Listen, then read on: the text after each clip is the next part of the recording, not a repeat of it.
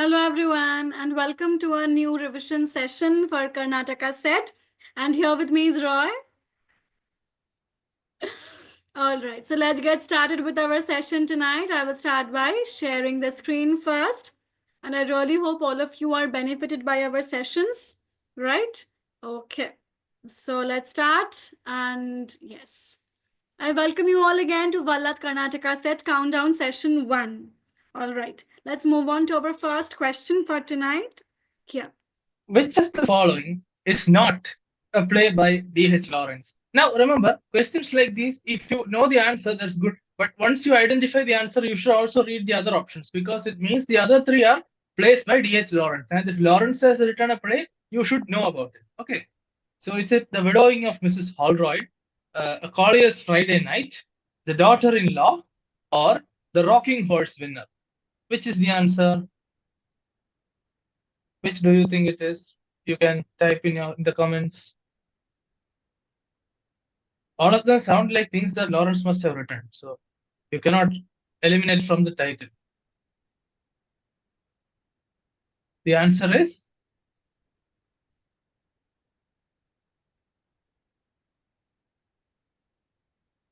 The Rocking Horse Winner. Now, so you will think this might be by another author. No, it's actually by Lawrence. It's a short story. It's not a play. See, just because it's by the same author, it doesn't mean it has to be of the same genre. Not many authors write in different genres, and this is a very interesting short story. It's about a poor mother, poor family, who cannot make ends meet, and the child wants to make the mother happy. So he sits on his rocking horse and he rocks for hours and hours until he gets some superpower, clairvoyant powers to know who the winner of the next horse race is going to be. So slowly he starts predicting correctly, and the family starts to win bets. And but even though they get some money, as they are not very prudent, they waste all that money. They go to parties, and finally, to make the mother happy, the child rocks for hours and hours to guess correctly the winner of a huge race, and he gets it correct, and the family make a lot of money, but the child also dies. It's a very tragic story. All right. On that cheerful note, let's go to the next question. Who wrote the book Dangerous Knowledge, Orientalism and Its Discontents? Now, see, the title is Orientalism and Its Discontents. So we all know who wrote Orientalism, right? So this might be, from the title, this might be somebody who has some objection to Orientalism. So the options are Robert Irwin, W.E.B. Du Bois, Edward Said, and Henry Richard. Edward Said, obviously, it's not true because you cannot have an objection to your own work. I mean, you can, but not publicly. So it could be any of the other three. Uh, Du Bois sounds more familiar, but it's unlikely that he would have things to say against Orientalism because he is also, let's say, anti-colonial. I mean, intellectual. So it could be Irwin or Henry Richard. Let's see, it's Irwin, Robert Irwin, and this book actually, it's a criticism on Said's work, and it says, Said ignores certain texts and certain instances of anti-Semitism from the part of the Orient, let's say, and he also ignores the supposed bona fide of Orientalists, and he generalizes Orientalists, while the Orientalists from Britain might have one outlook, the Orientalists from Germany might have another outlook as opposed to the Orientalists from France. So that's the argument that this book makes. And if you think of post-colonialism also, it's pretty much one-sided, I would say. We are always trying to blame things on the whites, even though in most cases, the blame is justified. All right, let's look at the next. Who coined the term historiographic metafiction? Now, just look at the term itself before we go to the options. Fiction, we know. What does meta mean? Meta means beyond, right? And then there's this term called historiographic. If you remember, there was this post called Historiographer Royal. Do you know who was the Historiographer Royal? It was John Dryden. So, since Dryden was at that post, you should also know what this historiography is about. Please look it up. Now, let's see the options. It's Linda Hutcheon, Clive James, Raymond Williams, and Stephen Greenblatt. Just because you see history, don't immediately go for Greenblatt. Okay, it might be there to mislead you also, because they depend on similarities in pronunciation, similarities in wording to trick you. That's their usual trick. So don't fall for it. Be careful. All right, let's see. It is Linda Hutcheon. So historiographic metafiction is where certain works of fiction that also has elements of history. So it's not easy to, let's say whether it's history or fiction. Think of things like Tale of Two Cities by Charles Dickens. Actual events, actual revolutions are going on, and the actual revolutions are the context or backdrop of the novel. And even though it's two Tale of Two Cities isn't exactly historiographic metafiction, it's, let's say, it's a predecessor, or maybe it's a corridor to what would later be called this. Right. Abel Magwitch is a character in Dash. Is it Hard Times, David Copperfield, Great Expectations, or Oliver Twist? Okay, all these books are by Dickens. Now, about the character, I'll give you some clues. He's a convict, okay. And the interesting thing is there are two convicts in that novel. One is Magwitch and the other is Compeyson. So there's a scene where both are produced in court, and the court has to decide which of these is guilty. And the court says that Magwitch is guilty. Why? Because Compeyson is well dressed. See, the court looks at the convict and says, oh, this person is well dressed, so he's innocent. Recently, if you are interested, you might have noticed that the Supreme Court made a controversial decision to take off the what is it, the thread, the cloth that ties the eyes of the justice statue, right? So like that, the justice statue is not supposed to look at the person, but here the court actually looks and see, okay, this person is well dressed, so he's innocent. But actually, Compeyson is guilty. Magwitch is innocent, as revealed at the end of the novel. So from all this, you will be able to identify that it is Great Expectations. Very good. Right. Let's see. Oh, this is our NTNet English recap course. It's a brilliant course. Has already started. We have recap sessions. There are power sessions, topic-wise quizzes, and model tests. A lot of short option questions are there. Plenty of instructors. So do join. Which of the following books is not written by Judith Butler? Is it Undoing Gender, Frames of War, The Gender of Sexuality, or Sister's Choice? So see here, look at the other three options. There are three options here sound like, things that are more serious, let us say. And the fourth option doesn't sound quite so serious. So using an educated guess, we can reason that it might not have been something Butler wrote. And Undoing Gender, we all know, is by Judith Butler. Gender of Sexuality also, probably. Frames of War also sounds like something that Butler would have written with her concern, sorry, with their concern for vulnerability studies and the like. And the specialty about Butler is each time she writes a book, a whole new discipline starts. So, right. Let's see. It is Sister's Choice. Now, this is again an interesting trick because Sister's Choice is also written by an author called Judith. See, but it's not Judith Butler. Think of the Judith in literature. What about the Judith that Virginia Woolf imagines? The Judith who is the imaginary sister of Shakespeare. In which work does Judith appear? You should all know. Pioneering feminist work, A Room of One's Own. Right. Who coined the term womanism? Rebecca Walker, Alice Walker, Shulamit Firestone, or Gayatri Spivak? Just because Spivak is from our country, don't immediately mark Gayatri Spivak. It might be the other three also. Now, see, this is not feminism. This is womanism. So, from common sense, we can deduce that it might have come as some kind of a reaction to feminism. So, it could be somebody who's not from Europe. Shulamit Firestone sounds like a European name. I do not know. There are two Walkers, so it could be one of them. Especially when there are two Walkers, it'll be there to confuse you. See, this womanism is actually an innovative term by Alice Walker.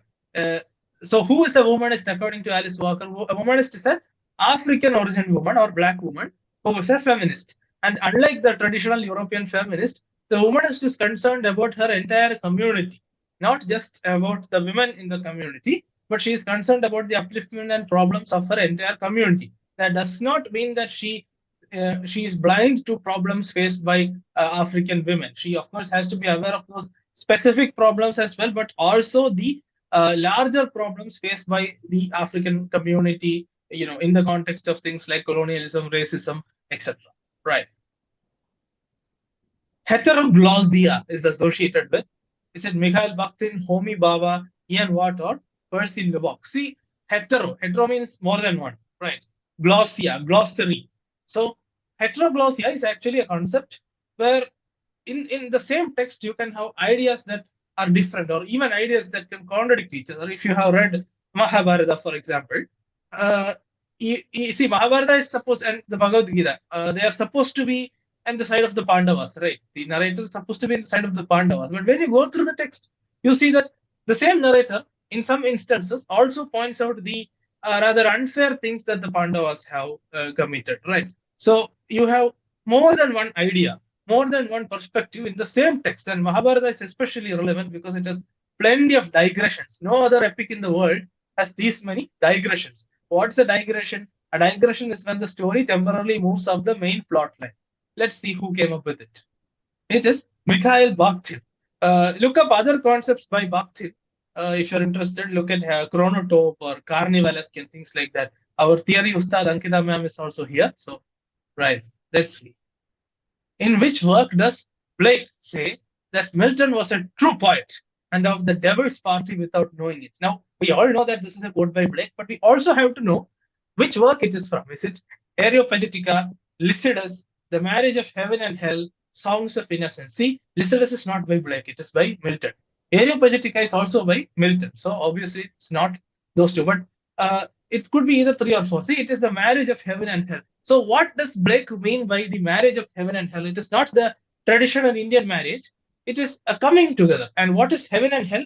Heaven is the material world where one idli is 30 rupees, one dosha is 45. That is the material world. Hell is the world of physical and sensual desire. So we usually think of these two as opposite. So if you can either have sex or you can study for civil service or have a successful life or get JR. So Blake says these two are actually two sides of the same coin. They are not all that different. That's what he means by marriage of heaven and hell. Let's look at the next question. Which work is an example of new historicism? See, if it's an example of new historicism, it should have been something that Greenblatt wrote, or somebody that's associated with Greenblatt. The historical novel, Reading the Variorum, The Long Revolution, Renaissance Self-Fashion. Which do you think it is? You can type your answers in the comments. It is Renaissance self-fashion.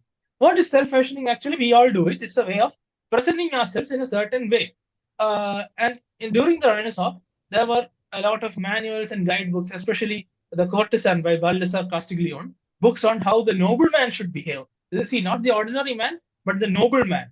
Not just the nobleman, the noblewoman also. So the nobleman should dress and behave in a way that embodies power. The noblewoman should dress and behave in a way that embodies beauty. You remember, you see the suffocating dresses that the women had to wear, right? You can't breathe, but you should still look beautiful. That is the point. Renaissance self-fashion. So Greenblatt would write a book about that. And what is new historicism actually? New historicism is Greenblatt's genius concept, where he says that you cannot entirely say that one author is representative of one particular period. You take any author, the fiction that authors write would undoubtedly have elements of their own histories. You cannot read Shakespeare without by separating Shakespeare from Elizabeth and her policies, for example. Even if you look through Shakespeare's plays, you will find both praise and criticism of the ruling classes, the nobility, so on and so forth. Right. Look at the next question. In Wuthering Heights, Heathcliff enters the Earnshaw family as the child of a maidservant, the child of a convict, the child of a distant relation, a foundling. Wuthering Heights, a novel that all of you should read. It's Emily Bronte's greatest work, and only work, I think. Heathcliff is, the hero villain. You can't say whether he's a protagonist or an antagonist. He has traits of both. So the question is how he enters the family. He's not a real Earnshaw, not a biological Earnshaw child. So is he a child of a maidservant, the child of a convict, the child of a distant relation, or a foundling? He is a foundling. What is a foundling? A foundling is basically, a medieval English word for an orphan, a child that has been picked up and raised by another family, but that becomes its own family. So then a related word would be changeling. Changeling is a mythical concept. Changeling is when some supernatural being comes and steals your child and leaves another magical child in exchange. So the magical child won't be exactly human. It could be an angel, a devil, etc. Things like that. Interesting. Right. Let's see the next question. Orinoco. Oh my God, it's a very violent novel. It is a play by Afra Ben, novel by Afra Ben, a treatise on African slavery, or a Gothic novel by William Godwin. Now, see, you have to be aware of the genre also. There are two Afra Bens. When the same name or same surname repeats in two options, likely that it would be the answer by UGC's conventions. So Orinoco, the subtitle is Orinoco or the Royal Slave. It's a novel by Afra Ben, very interesting novel. It's about a prince who falls in love with the daughter of a deceased general. But the old king also desires the same daughter. So the king marries the daughter first, but then the daughter actually tries to elope with the prince, but they are caught. And interestingly, the prince is not punished by the king, but the daughter is punished. So again, patriarchy. Both of them try to elope together, but the prince is not punished. And then both of them are shipped off to a slave plantation in an interesting turn of events. There they reunite, but then there's a rebellion. And finally, Orinoco cuts out a piece of his own throat. It's if Tarantino lovers will love this novel, full of violence, and he is dismembered. His limbs are cut apart, drawn and quartered, all that kinds of interesting things, right? So, which term? And Afra Ben, if you are interested in trivia, Afra Ben was also a spy, espionage agent. Look up Afra Ben. Which term is not generally associated with Floridian deconstruction? See, deconstruction is like an umbrella term and it has several concepts related to it. So you should have a very profound understanding of what deconstruction is, particularly considering that Derrida's first translator into English was Indian. Try to name that person also in the comments. Is it trace, difference, logocentrism, or is it interpellation? Now, logocentrism, we know the focus on speech. The spelling is wrong here. It's difference. D-I-F-F-E-R-A-N-C. It's a combination of differ and defer. Defer means to postpone. Differ means to vary. So difference. It's a rather complex term, which it means that meaning is always postponed. What is a trace? A trace is where when you say one word, if you say the word dog will also have traces of the word cat or the creature cat, let us say, the idea behind the word cat. No word is entirely independent. See, if I say a woman, you see there's man inside woman also, right? So woman and man are not entirely independent terms. And interpellation is the answer. So what is interpellation? Interpellation is the argument that individuals are created in certain subject positions. For example, very simple example that we find in India: if the child is a girl, the toys that they buy will be Barbie doll, things like that. If it is a boy, they will buy AK-47. So boy child is not allowed to play with Barbie. Girl child is not allowed to play with AK-47. So that is interpellation. Very simple example for you. You please read up more on these terms. Don't go and write Barbie doll in the exam just because we said that. Okay. All right. So again, reminding you of our fabulous recap course, and do join. We have several instructors, a variety of material. It's a very dynamic melting pot of a course. All right. Thank you. Yes. So thank you so much, Roy. It was a lovely session, right? And Yeah. all the very best to all the aspirants of Karnataka set. I know you have your exam on 24th, right? So all the very best from Team Vallath. I know all of you will do really well. Don't panic. I know you all have prepared very well. So no stress. Relax and the exam will be really well, right? So on that note, bye, take care, good night, and we will see you again on Monday at 9 p.m. Bye.